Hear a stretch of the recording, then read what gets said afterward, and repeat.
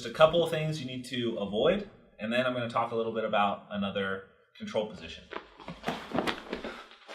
It's very tempting if you are more accustomed to traditional guards, such as spider, de la riva, half guard, things like that. Use a lot of like feet in the hips, especially with like collar sleeve. In jiu-jitsu, people really like to put their feet in the hips and like push the knees and stuff like that. If you're using the lapels, that's a little counterproductive, because putting my feet in the hips like this, if he postures, and even a little bit, I don't really have enough torque to like bend his posture back. Because like I said, this part isn't really engaged. The slack is on his hip, or the tautness is on his hips. This is slack. So I don't really have a downward pull yet. That only comes once we incorporate our legs into like Wormguard and stuff. So from here, try and avoid putting your feet on the hips and on the knees, because it's going to be very easy for him to just pass your legs. You just can push them down, do any sort of guard pass he wants, and you don't really have any reinforcement using the lapel. So you're kind of taking away from the strengths of the position if you start putting your feet on the lapels or knees. So really try and keep your feet high here, like this, so that you can actually use the lapel grip with your heel, your feet, and underneath, because everything's going to be based around this. Of course, also you can do it to either side. Either lapel works, which is nice about this position. So from here. Now, that's just one small detail that I needed to add. And now there's another control that's very, very strong, but it also has a weakness, and that's what you don't really want to stick to this position too long, and that's the lapel lasso. So a traditional lasso would look like this. If I have his sleeve, this is lasso guard, right? I wrap my leg around his arm, and I hook my foot behind his back and try and control his posture a little bit and isolate this arm so he can't use it effectively against me. I do the same thing with the lapel here. All I do is lasso it and shoot my foot through. Not super far, but I do want to take out as much slack as I can here. So this control now, if he tries to posture, look, once we incorporate our leg into a motion, look what's strong now, this part. So now we have the strength in the rotational movement around the lower part of his back with just the lapel, but now we have some downward control too, breaking his posture. All while only using one hand, right? Every other guard that you play needs two hands to accomplish this. So already the efficiency is doubled here, which is very useful to have. Now, this grip here, the only weakness for it is if he manages to push this leg down, because I don't have this leg engaged on his lapel. So if he focuses a lot on this and starts to move around this way, you can lose a little bit of the control here. So be very aware of a person passing to the side opposite of your lapel grip. Now, but it's very easy to stop this, okay? All you need to do is heavily focus on turning inward towards the side of the lapel, okay? You can even grab his collar here, or even another sleeve if you feel like it gives you better control. You don't have to let this hand be going rodeo style. The reason we have an extra hand is the control is strong, but now we have an extra hand to do whatever we want, to even further power the position and give even more of an advantage to ourselves. So I like to grip the collar here, or even the sleeve. You can even, if you're a real stally type, do double lasso here. I don't suggest this. I prefer to just go for the collar. And like I said, these are intermediary lapel controls, meaning they're transitional. I'm not trying to stay here. This is not the strongest option I have. It's only while I'm trying to engage into the lapel guards we're going to cover further on, right? So I have the lapel control. I want to keep this leg out as far as I can, because the closer I get it to his body, the easier it's going to be for him to put pressure and potentially get to a good position.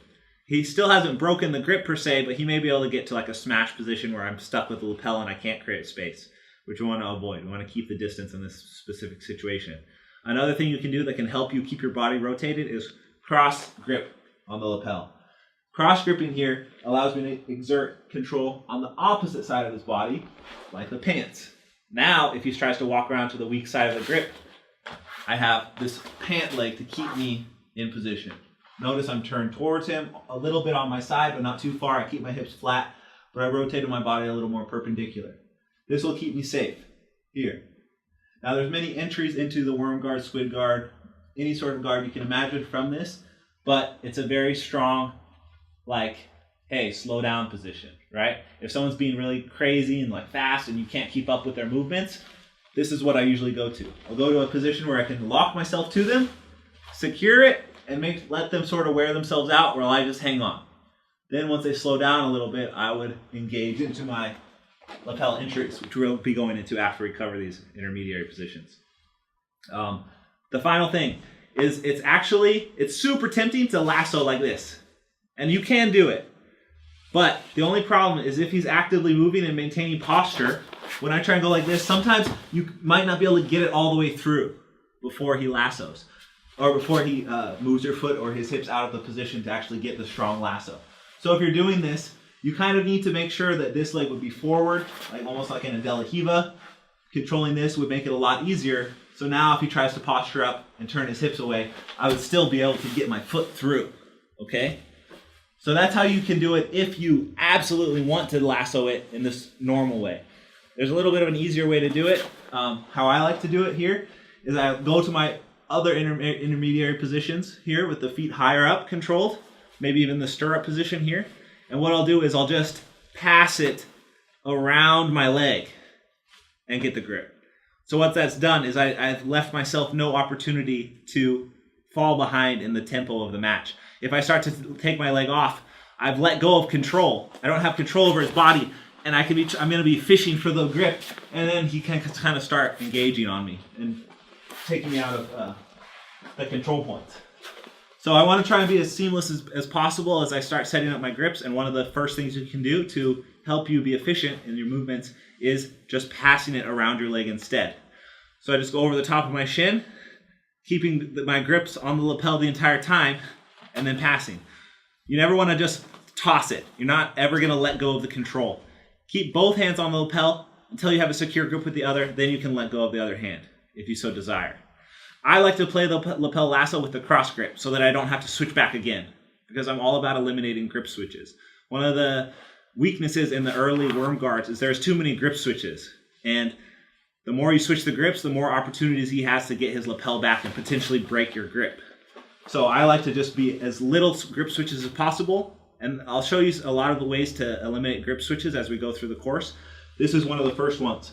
Taking it over the top, passing it underneath. That's only one grip switch. I put my foot through his hip, past his hip here on the right.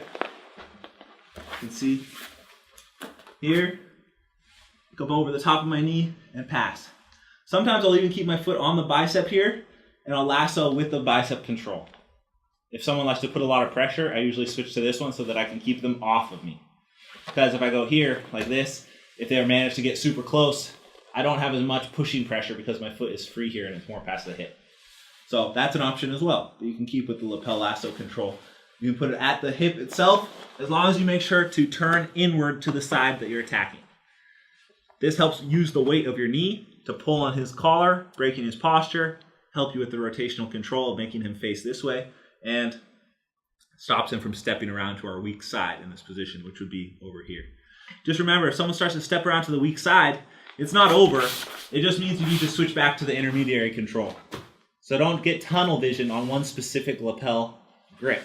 You can't just say, oh, I'm a stirrup master and I'm just going to stay here the whole time, because then he's going to push your leg up. Every jiu-jitsu position has a weakness.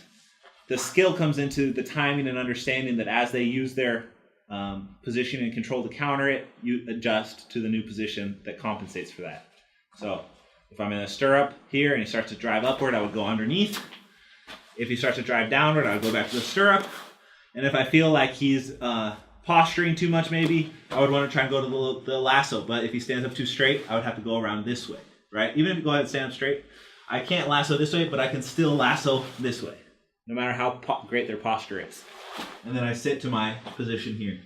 This is something I've been doing a lot, and it works really effectively on standing and kneeling opponents. Because if someone's down on the ground on their knees, lapel guard is obviously still good, but it can be difficult to set up your worm guards if his knees are flat. But from the lapel lasso, there's a lot of entries and options that we can cover and get to, which we'll get into later in the course. But for now, we're talking about just controlling from before we have any actual worm guard setups.